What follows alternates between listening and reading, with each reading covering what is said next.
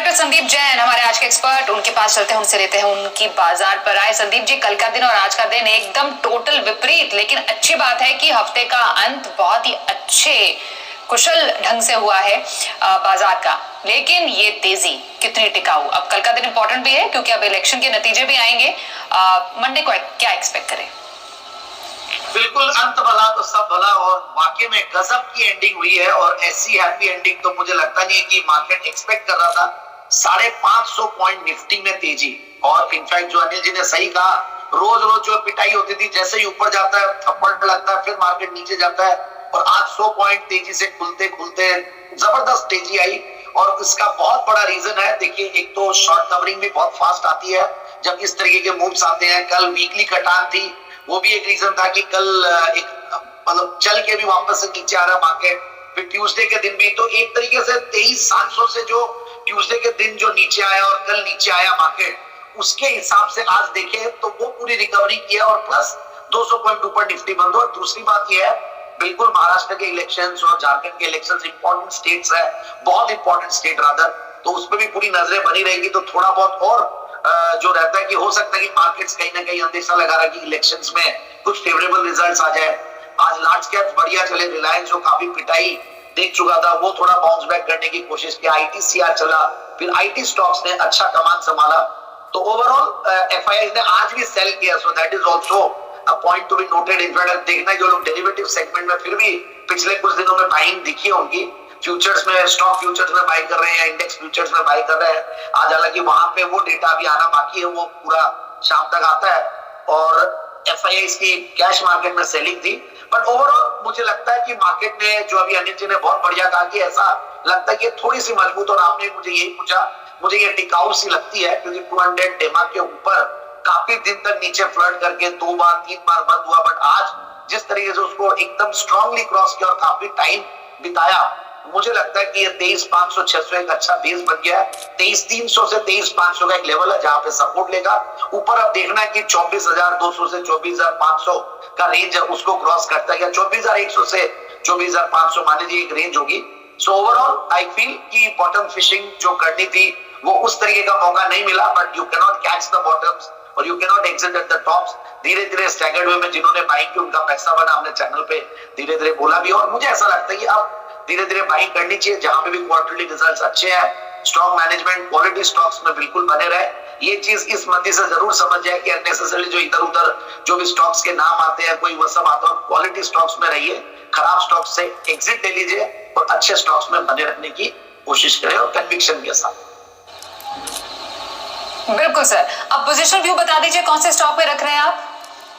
बिल्कुल, एक मेरा मनपसंद स्टॉक है टीसीपीएल पैकेजिंग, जो कि 3,065 पे बंद हुआ है 3065 पे, और 3250 और 3290 का टारगेट है, और 3010 का स्टॉप लॉस। पोजिशनल पिक के तौर पे TCPL, T for Tamil Nadu, C for Chennai, P for packaging.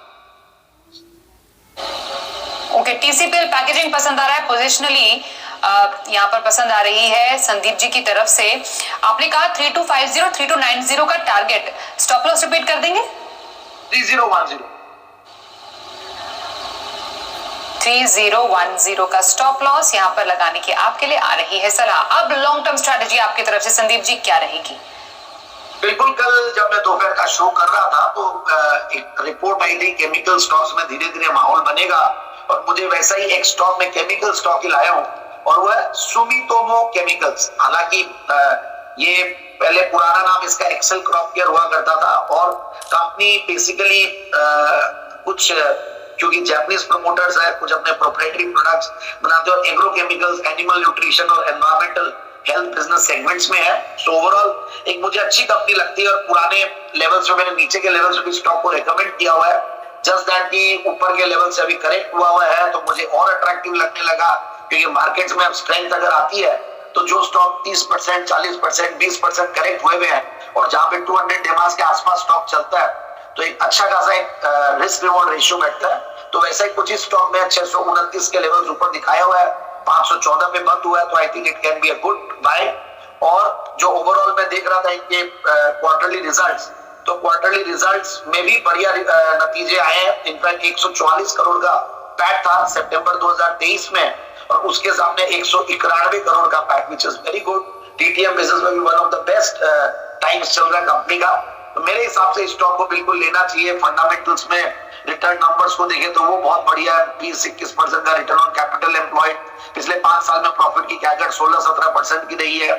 And अच्छा प्रोमोटर बैकग्राउंड, अच्छा बिजनेस सेगमेंट, और FIIs DIs भी ठीक ठाक 9-10% के लगभग होल्ड करते हैं। तो ये सब चीजों को देखते हुए लगता है, और प्लस एक लीडिंग इनफैक्ट इन्वेस्टर वो इसमें इस क्वार्टर में, सितंबर क्वार्टर में एंट्री ली है, तो उससे भी मुझे और कॉन्फिडेंस आ रहा है।